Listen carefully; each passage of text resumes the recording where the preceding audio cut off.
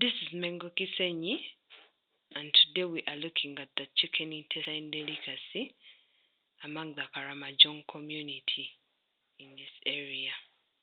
And we are going to talk to this lady. I am Asiru Mary. I'm a Karamojong. I'm 18 years of age. These are chicken intestines. They are very delicious. They are better than grasshoppers. We buy them from Owino at a fee of 500 shillings. We get them from where they slaughter the chicken. We bring them here. We clean them thoroughly. We wash them, and then we deep fry them. They are served alongside chips,